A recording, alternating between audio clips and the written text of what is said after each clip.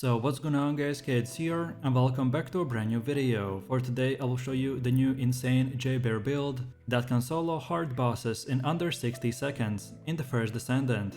So in this guide I will show you what weapons and modules you want to get. Then I will explain every single skill and show you the best reactor stats and external components. And then lastly we will take a closer look at the gameplay and weapon mods, so you would know the reason behind every single build choice and what exactly will give us this insane burst damage, which we can use to solo every single type of boss in the game. So, if this sounds interesting to you, then let's get right into it. So, our new Jayber build is insanely powerful, because we will use both of our turrets to take the attention from us, so then the boss would leave us alone, and uninterrupted, we could do insane amount of damage numbers. As you can see from the gameplay, we are doing 85 to 100k DPS per crit, and with better upgrades, we would be able to do even more. So then with that said, now let's take a look at our modules. For the first one, we have the turret engineering, which when we use a skill, it recovers HP of all summoned turrets and extends their duration. Then the tonfa, that modifies the charge sub attack, but most importantly, increases our max module capacity, which is the reason why every single build has at least one of these modules equipped. Then increased HP, that increases our max HP by 22%.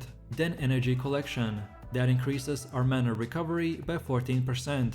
Then an iron will, which does that when our shield is at 0%, it will increase our defenses by 32%. Then maximize efficiency, that reduces our skill cost by 4%, but reduces our max mana by -1%. Then nimble fingers, that decreases our skill cooldowns by 6%.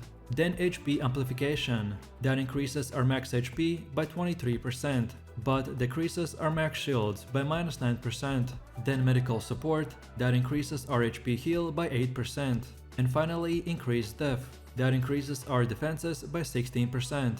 So overall our main goal with this setup is to improve our turrets, decrease skill cooldowns and increase our defenses. With this build, we will deal insane amount of damage, but we can't forget about one of the main reasons of why we can solo bosses, which are our skills, aka the turrets. So we have to upgrade them as much as possible, so they could survive long enough for us to kill the enemies before they start attacking us. I've done countless of hours of testing, and this was by far the best module setup.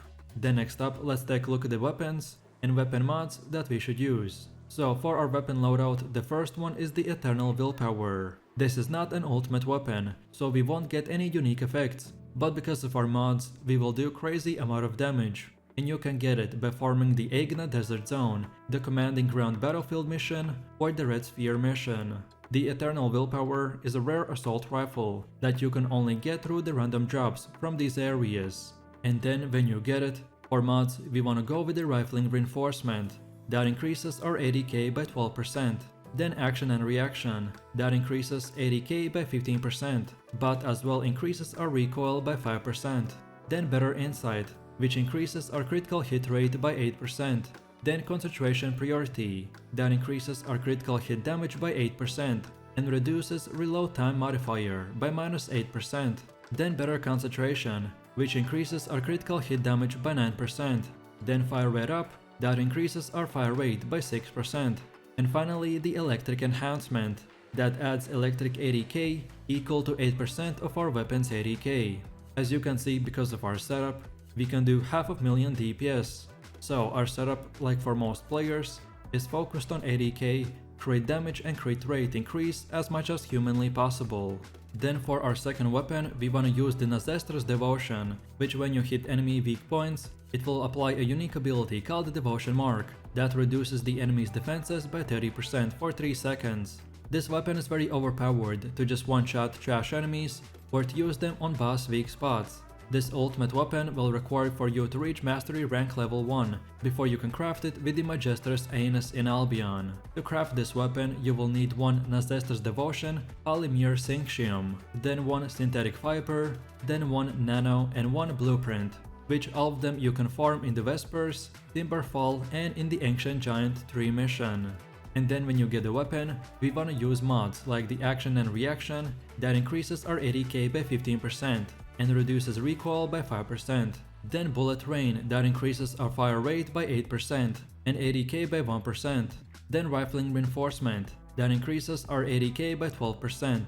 Then Weak Point Sight, that increases our weak point damage by 10%, but reduces accuracy by -5%. Then Better Concentration, that increases our critical hit damage by 9%. Then Target Detection, that increases our critical hit damage by 5%, and weak point damage by +2%. Then Aiming Compensation, for 8% accuracy and 5% critical hit damage. Then Weak Point Detection, that increases our weak point damage by 5% and ADK by 1%. Then Weak Point Expansion, that on weak point hit, it will increase your weak point damage by 35%. And finally the Better Insight, for 10% critical hit rate. As for most of the weapons, we use the mods to increase our weapons damage. And because of our unique ability that gives us better weak point damage, so we try to focus with our mods to increase its damage even more, for that one-shot capability. This is a secondary weapon that I rarely use, so as long as you use the first weapon, then the second and third weapon slots are up to every player's preference. And finally, for our third weapon of choice, we have the Afterglow Sword Sniper Rifle. On hitting a weak point, this weapon will inflict the unique effect called the Death Propagation, which increases our critical hit rate and applies this effect to our next attack.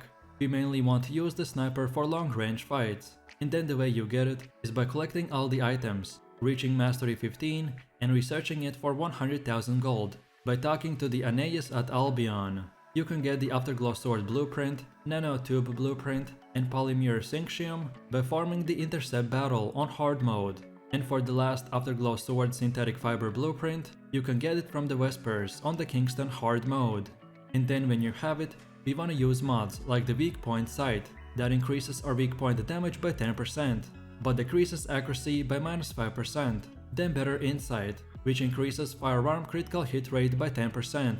Then Fatal Critical, that increases critical hit damage by 5% and critical hit rate by 1%.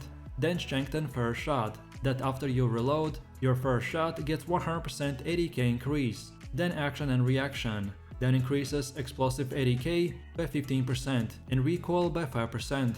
Then Better Concentration, or increased firearm critical hit damage by 9%.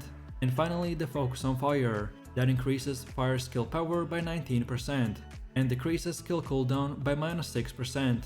As any sniper weapon, we want to increase our crits and overall damage, so with our mod setup we have made it that you can basically crit the enemies 100% of the time. Then next up, let's go over to the base reactor and external components. So your reactor is a very important item that determines your skill damage and can also include extra modifiers that buff certain aspects of your build. The better your reactor is, the more damage your skills will deal to enemies. I recommend prioritizing using reactor with a high skill power and a sub-attack power. Specifically, my best job that I got is this materialized phase reactor with the hand cannon condition, so it's perfect for our build. And then as for your external components, they're even more of an RNG, at least until you've played the game for long enough to find basically every possible combination with a good stat roll. For our build specifically, I recommend to get the Annihilation Auxiliary Power that increases our defenses and HP. Then Annihilation Sensor that increases our defenses and max mana. Then Annihilation Memory for increased max HP, defenses and electric resistance. And lastly the Annihilation Processor for more max HP and toxic resistance. And because we use all 4 of the Annihilation set piece, we get to increase our skill duration by 5.7% and our weapons ADK increases proportionally to our max HP lost, so the lower HP we are, the more damage we will do, which becomes useful if all of our turrets die, and then we need to take a bit of damage from the enemies while we activate the new turrets. And finally, let's quickly take a look at our skills and when we should use them. The first passive skill is called the Turret Sync, that increases our ADK when Assault Rifle and Medical Turrets are both summoned.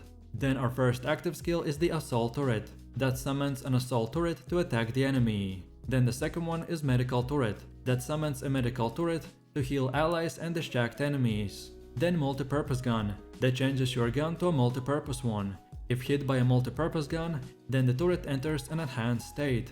And finally the Reactivate, that recalls all summoned turrets and inflicts powerful damage to the nearby enemies. After using the Total Recall, you enter the Overhaul state, when the turrets are summoned in their enhanced states. So overall, as you can see, Our gameplay loop consists of activating both the medical and assault rifle to distract enemies and give us damage buffs. Then we just deal damage, and when our turrets start getting low HP, then we use the multi-purpose gun. Then we use the recall for AoE damage and enhancement.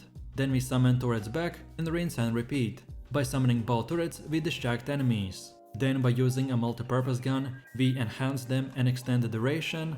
And finally, by using the reactivate, we get to do insane AoE damage and get our turrets back up quickly. This combo allows us to basically get insane damage buffs while keeping our turrets alive 24/7, and that's about it. So with that said, I really do appreciate everyone for watching, guys, and I hope you enjoyed it. If you have any questions or suggestions, then feel free to leave your comments in the comment section down below. And while you're doing that, please click like, subscribe and enable that notification bell, so this way you could support the channel and not miss any more amazing content. With that said, you have an amazing day and I will see you in the next one, so take it easy, peace.